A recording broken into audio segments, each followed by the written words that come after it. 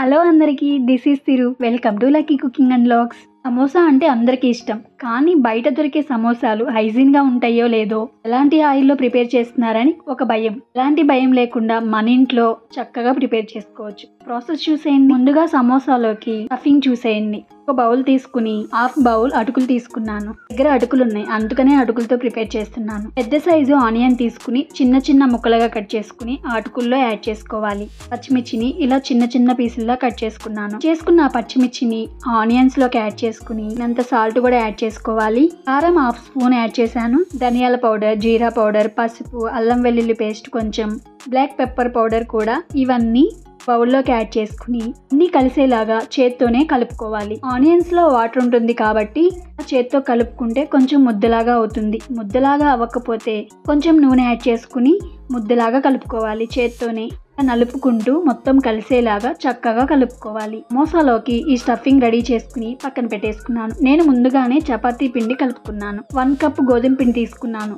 మీకు కావాలంటే ఈ గోధుమ పిండి ప్లేస్ లో మైదా యాడ్ చేసుకోవచ్చు. ఇట్లా ఆయిల్ తో ప్రిపేర్ చేస్తున్నాను, మైదా ఎందుకులే అని గోధుమ పిండితో చేశాను. గోధుమ పిండిలో కొంచెం నూనె యాడ్ చేసుకుని సాల్ట్ యాడ్ చేసుకుని ముందే కలుపుకుని పక్కన పెట్టుకున్నాను. అరగంట పాటు నానబెట్టుకున్న ఈ గోధుమ పిండి ముద్దని మళ్ళీ ఇంకోసారి కలుపుకుని ఈక్వల్ పార్ట్స్ గా 4 తీసుకున్నాను. గోధుమ పిండి సహాయంతోనే ఇలా రౌండ్ గా చేసుకోవాలి.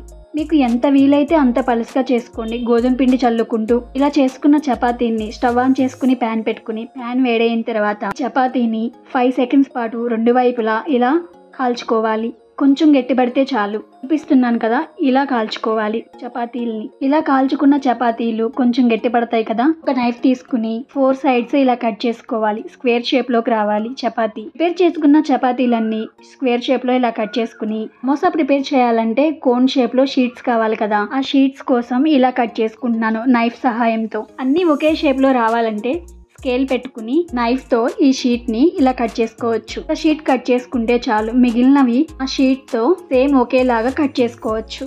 ఇక్కడ చూపిస్తున్నా కదా, ఇలా కట్ చేసుకుంటే సరిపోతుంది. నేనైతే స్కేల్ ఏం యూజ్ చేయలేదు. ఆ షీట్స్ ప్రిపేర్ చేసుకోవడం మీకు కష్టంగా ఉంటే బయట సమోసా షీట్స్ అని అమ్ముతారు, అవి తెచ్చుకుని సమోసా ప్రిపేర్ చేసుకోవచ్చు. షీట్స్ ఇలా కట్ చేసుకున్నాక ఎక్స్ట్రాస్ ఉంటాయి కదా, ఇలా కట్ చేసుకుని ఇవి కూడా ఫ్రై చేసుకోవచ్చు. చూపిస్తాను. కొంచెం చపాతీ పిండి తీసుకుని వాటర్ కలుపుకుని పక్కన పెట్టుకున్నాను. ప్రిపేర్ చేస్తున్నాను. ఒక షీట్ తీసుకుని షీట్ మధ్యలోకి గోధుమ పిండి పేస్ట్ ని అప్లై చేసి ఫోల్డ్ చేసుకోవాలి. ఈ ట్రయాంగిల్ ని స్ట్రైట్ గా ఉన్నదానికి గోధుమ పిండి పేస్ట్ ని అప్లై చేసి ఈ ట్రయాంగిల్ ని ఫోల్డ్ చేయాలి. చూసారు కదా, ఇలా ఫోల్డ్ చేస్తే కోన్ షేప్ లో వచ్చేస్తుంది. చూపిస్తున్నా కదా కోన్ షేప్ లో. ఆ కోన్ షేప్ లోకి ముందుగా రెడీ చేసుకున్న స్టఫింగ్ కూడా ఇంట్లో పెట్టుకుని ఎక్స్ట్రాస్ కూడా గోధుమ పిండి పేస్ట్ ని అప్లై చేసి దాన్ని కూడా ఫోల్డ్ చేసుకోవాలి. సమోసా షేప్ లోకి వచ్చేస్తుంది. ప్రాసెస్ లెందీ అనుకుంటే షీట్స్ బయట అమ్ముతారు, తీసుకొచ్చి ప్రిపేర్ చేసుకోవచ్చు. ప్రాసెస్ లెందీ అయినా కానీ హెల్దీగా ఉంటుంది. ఇంట్లో చేసుకునే ఫుడ్ టేస్టీగా కూడా ఉంటుంది. ఒక్కసారి ట్రై చేయండి. ఈ షీట్స్ అన్నిటిని కోన్ షేప్ లో ప్రిపేర్ చేసుకుని స్టఫింగ్ పెట్టుకుని సమోసా లాగా ప్రిపేర్ చేసుకోవటమే. ఇలా ప్రిపేర్ చేసుకునే లేపు చేసిన సమోసాలన్నీ కొంచెం గట్టిపడతాయి. ఇలా స్టఫింగ్ ఏమి ఆయిల్లో వేస్తే చిందదు, అలా చక్కగా ఉంటుంది. చేసుకున్న సమోసాలని ఫ్రై చేసుకోవాలి. స్టవ్ ఆన్ చేసుకుని కడాయి పెట్టుకుని కడాయికి తగ్గట్టు ఆయిల్ పోసుకోవాలి. ఆయిల్కి తగ్గట్టు 2-3 సమోసాలు వేసుకుని ఫ్రై చేసుకోవాలి. మంటని మీడియం ఫ్లేమ్ లో పెట్టుకుని ఆయిల్ బాగా వేడైన తర్వాతే సమోసాలు యాడ్ చేసుకుని చక్కగా ఫ్రై చేసుకోవాలి. 2 వైపులా గోల్డెన్ బ్రౌన్ కలర్ వచ్చే వరకు ఫ్రై చేసుకుంటే సరిపోతుంది. సమోసా నూనెలో వేయగానే పైకి తేలొస్తుంది. వస్తేనే నూనె పిలవకుండా ఉంటుంది, లేకపోతే నూనె పిలుస్తుంది. చేసుకున్న సమోసాని ఒక ప్లేట్లోకి సర్వ్ చేసుకోవటమే. ఎక్స్ట్రాస్ని ఇలా కట్ చేసుకున్నాం కదా, అదే ఆయిల్లో ఇలా ఫ్రై చేసుకుని ఉప్పు కారం వేసుకుని స్నాక్స్ లాగా టేస్టీగా కమ్మగా ఉంటాయి. సమోసా అంటేనే పచ్చిమిర్చి, మరి పచ్చిమిర్చిని ఫ్రై చేసుకోవాలి కదా. ఇలా పచ్చిమిర్చిని మధ్యలో ఘాటు పెట్టుకుని నూనెలో ఫ్రై చేసుకున్న ఈ పచ్చిమిర్చి పైన కొంచెం సాల్ట్ వేసుకుని కలుపుకోవాలి. వేడి సమోసా తింటూ పచ్చిమిర్చి నంచుకుని నంచుకుని తింటుంటే ఉంటుంది సమోసా, ఎంత టేస్టీగా ఉంటుందో.